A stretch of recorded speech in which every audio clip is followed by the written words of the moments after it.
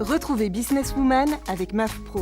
L'assureur des artisans, commerçants et professions libérales, c'est MAF Pro et c'est pour vous les pros. C'est la MAF.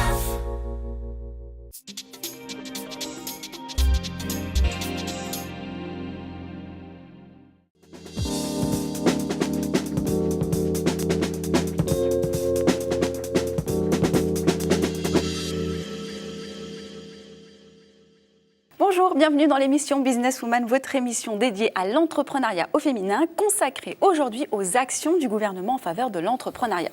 En ces temps de crise économique morose, on attend beaucoup des chefs d'entreprise et de la création d'emplois, mais il faut croire que les attentes sont réciproques. À ce propos, quelles sont les actions du gouvernement en faveur de l'entrepreneuriat et plus particulièrement de l'entrepreneuriat au féminin en mal de parité? Le chiffre de 30% résonne de plus en plus jusqu'au plus haut sommet de l'État.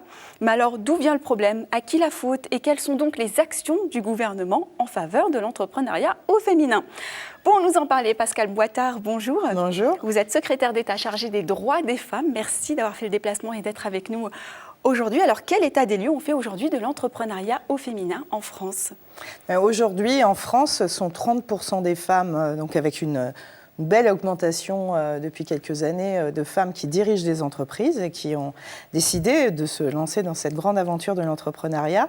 Et puis, ce sont des femmes qui sont aussi accompagnées, si elles le souhaitent, avec des dispositifs, avec des partenaires, mais aussi de l'État lui-même, qui mettent à leur disposition des outils pour parvenir d'abord à créer son entreprise ou à reprendre des entreprises et à monter des projets ambitieux qu'elles ont. Alors, malgré ces petites actions qui commencent à se mettre en place, comment vous expliquez autant d'inégalités quand même entre hommes et femmes encore dans le monde, non pas seulement de l'entrepreneuriat, mais aussi de l'emploi? Il y a des inégalités qui sont comme les inégalités de salaire, qui sont effectivement des inégalités qui persistent. Et c'est pour ça que la loi du 4 août 2014 s'attaque aussi à cette inégalité en particulier. On peut la rappeler rapidement ? C'est une loi qui est sur différents sujets, et notamment sur l'équilibre entre la vie professionnelle et la vie personnelle pour les femmes, mais aussi qui donne des outils supplémentaires aux femmes pour pouvoir se lancer dans l'entrepreneuriat, mais aussi qui donne des contraintes aux entreprises pour leur permettre d'accéder à des responsabilités et d'avoir un dialogue social pour justement gommer ces inégalités salariales. On a d'ailleurs les directs, vous savez, c'est l'administration qui veille justement à l'application de la loi, notamment dans le cadre du travail et du cadre professionnel, qui l'année dernière ont accompagné beaucoup d'entreprises dans ce dialogue social et certaines d'entre elles, certaines entreprises ne jouaient pas le jeu et ont été sanctionnées, 45 d'entre elles ont été sanctionnées. Alors vous qui êtes plus souvent sur le terrain, quelles sont concrètement les vraies problématiques, les vrais freins des femmes? Les femmes, si vous voulez, ont envie d'entreprendre. Et ça, on peut le constater partout en France. L'envie est là. L'envie est là. Parfois, parce qu'on leur a dit, depuis qu'elles sont toutes petites d'ailleurs, qu'elles n'étaient pas forcément capables de prendre de telles responsabilités. Donc, je dirais que c'est la société qui les freine.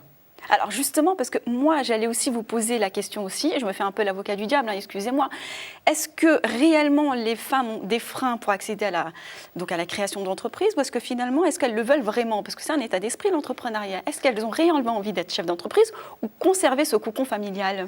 Alors je dirais que les femmes ont peut-être encore plus l'envie d'entreprendre que les hommes parfois, et qu'elles ont souvent des projets qui sont liés à leur quotidien. Il faut le dire, en partie. Ça touche des petites entreprises qui se créent et qui touchent une majorité de femmes qui créent des entreprises avec très peu de capital d'entrée, c'est-à-dire à peu près en moyenne à une hauteur de 4 000 €. Mais il y a aussi des femmes de plus en plus qui se lancent dans l'industrie et dans des métiers très masculins comme celui des nouvelles technologies, oui. et parce qu'elles sont des jeunes femmes ingénieures et qu'elles ont envie de participer à la dynamique économique. Et toutes ces femmes, que ce soit sur des petites entreprises ou sur des secteurs extrêmement pointus, eh bien, sont, par les statistiques qui nous sont données, des entreprises qui sont plus solides, au-delà des fameux 3 ans fatidiques, et qui se battent bien sur le marché économique. Donc, c'est pour ça que, pour entraîner encore plus de femmes, nous avons mis des dispositifs en place avec des partenaires, que ce soit des banques qui les accompagnent dans les projets, ellesentreprenent.fr Oui, aussi sont là oui. pour les appuyer. Et moi, j'ai un message à leur passer, c'est de dire, si vous en avez envie, si vous en avez vraiment la volonté et avec des projets qui vous tiennent à cœur, nous sommes là à vos côtés pour que vous puissiez les réaliser. C'est aussi une aide financière, il faut le dire aussi, et des fonds d'initiative à leur côté qui sont là justement pour les aider à démarrer. L'année dernière, plus de 1800 créations d'entreprises qui ont aussi généré des emplois, puisqu'on constate, en plus de ces 1800, au total, avec ces 1800, plus de 2400 emplois qui ont été créés l'année dernière. Donc ce n'est pas une petite affaire et c'est très important. Dans cette crise, comme vous le disiez, difficile, eh bien, les femmes sont là, elles sont debout et elles entreprennent. C'est vrai qu'on constate que finalement l'entrepreneuriat au féminin est devenu un peu le cheval de bataille du gouvernement. Pourquoi finalement c'est si important d'équilibrer les choses entre hommes et femmes ? D'abord c'est important parce qu'il y avait une forte inégalité, c'est que personne n'accompagnait ces femmes. Très peu de personnes s'étaient mobilisées pour les accompagner alors qu'elles avaient envie et qu'elles avaient des projets qui sont d'ailleurs bénéfiques pour la société tout entière. Parce que c'est la France qui bénéficie aussi de toutes ces dynamiques. Il faut le dire. Et moi je le dis, ces femmes, elles font la France. Et on parle beaucoup de certaines entreprises en particulier, mais je dis que toutes ces entreprises qui se créent, eh bien, c'est ce qui fait que nous allons aussi redresser économiquement la France et les femmes, elles sont au cœur de ce dispositif. Alors, il y a une idée reçue qui est peut-être encore ancrée. Il paraît que les femmes ont plus de difficultés à accéder au financement que les hommes. Est-ce que c'est toujours d'actualité et est-ce que vous avez constaté peut-être des progrès en ce sens ? Et quelles sont peut-être les actions que vous mettez en place ? Alors, les progrès, il y a des progrès. Et pourquoi ? Parce que l'État, le gouvernement a voulu qu'il y ait des progrès. Donc ça se vérifie alors, effectivement. Ça se vérifie et certaines banques, nous avons lié des partenariats avec certaines banques, mais aussi d'autres institutions, comme la Caisse des dépôts et consignations, avec laquelle j'ai renouvelé aussi un engagement aux côtés des femmes, justement, qui veulent entreprendre. Et c'est très important parce qu'il y a des nouveaux champs aussi à investir. Les reprises d'entreprises, aujourd'hui, c'est un véritable enjeu sur beaucoup de territoires. Et les femmes doivent pouvoir aussi participer à ces reprises d'entreprises. Ça veut dire une continuité aussi de dynamique économique sur certains territoires. Alors aujourd'hui, concrètement, quelles sont les actions que vous mettez en place qui n'étaient pas présentes auparavant ou mal appropriées peut-être à la situation ? C'est déjà d'avoir eu comme partenariat, comme je vous le disais, des banques qui sont aux côtés maintenant des femmes pour les aider à finaliser leurs projets. Et alors, à les aider aussi à sauter le pas, parce qu'elles ont toujours le sentiment qu'il faut toujours être encore plus... elles sont extrêmement perfectionnistes, parce qu'on ne leur accorde pas beaucoup la possibilité éventuellement de l'échec, entre guillemets, alors qu'elles ont tous les atouts pour pouvoir réussir, et bien plus parfois que les hommes. Ça, c'est culturel. Oui, mais on se bat contre les préjugés, les stéréotypes, bien ancrés encore dans notre société. Et nous sommes là pour cela. Donc, il y a des partenaires privés avec nous qui ont choisi aussi d'accompagner ce mouvement.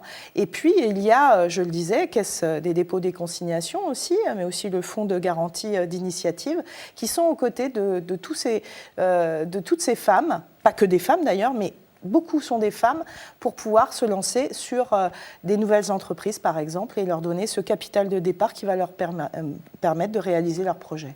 Est-ce que pour en déduire que vous êtes féministe, Pascale Boitard, finalement, aujourd'hui ? Mais je crois que tous ceux et toutes celles qui se battent pour l'égalité entre les femmes et les hommes sont féministes.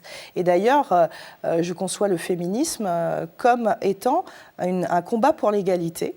Et effectivement, je suis féministe. Quelles sont les urgences aujourd'hui, concrètement ? Les urgences, c'est plutôt en fait des nouveaux projets.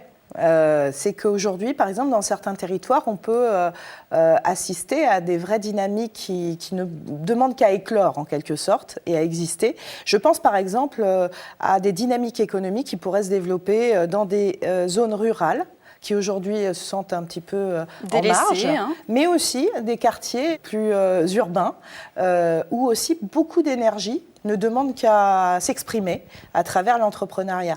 Eh bien ça, ce sont deux chantiers que j'ai envie évidemment de faire avancer. Et très prochainement, je pense qu'on pourra annoncer aussi, spécifiquement sur ces deux champs, eh bien, évidemment, le concours du gouvernement et de l'État aux côtés de ces femmes qui ont envie d'entreprendre dans ces territoires. Est-ce que vous avez des retours sur toutes les actions qui sont mises en place, des statistiques pour... On évalue régulièrement, bien évidemment, nos actions. Et alors, les résultats ? Eh bien, on progresse. Beaucoup, je vous disais, au début, 16% seulement de femmes en 2010-2011 étaient des entrepreneurs. Aujourd'hui, nous sommes à 30% et nous avons envie de progresser jusqu'à 40%.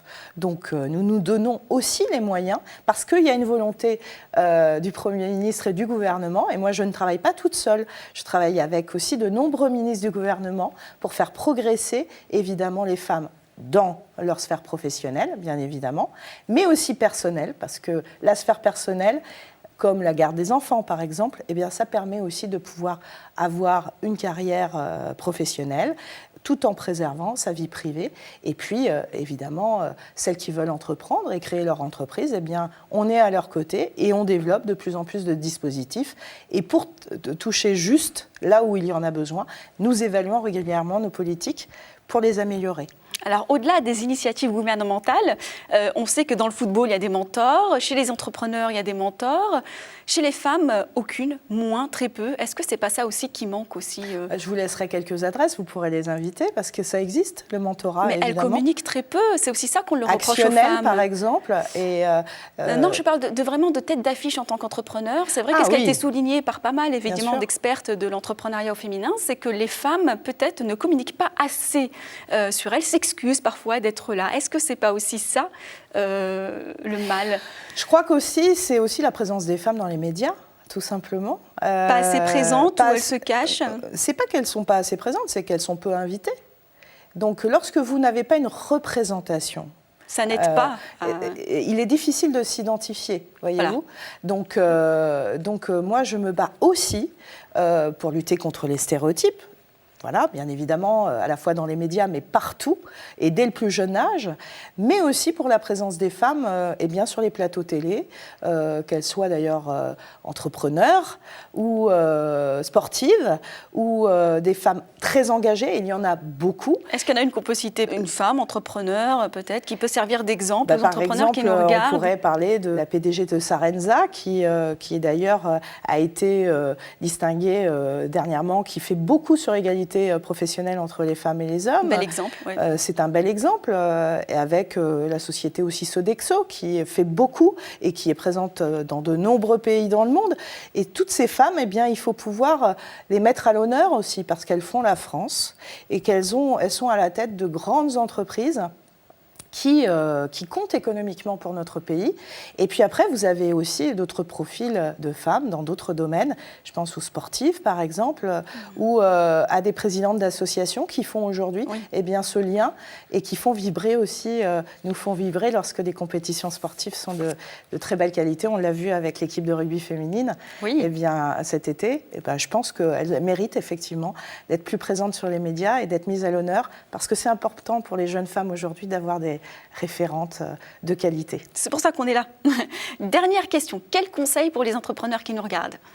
Eh bien, pour les femmes qui souhaitent entreprendre, ou celles qui ont déjà sauté le pas, je leur dirais de continuer, qu'on est à leur côté, qu'elles n'hésitent pas justement eh bien, à se saisir de tout ce qui est mis à leur disposition, à la fois sur des sites internet comme ellesentreprennent.fr, mais aussi certains auprès du ministère qui, sur son site, desfemmes.gouv.fr, eh bien, donne aussi quelques clés pour justement savoir où s'adresser.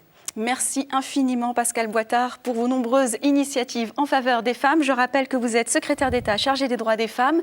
Merci à vous de nous avoir suivis. Vous retrouvez l'émission évidemment sur Demain TV, sur We2Biz, sur ellesentreprennent.fr et sur la PCE. À très vite sur Businesswoman.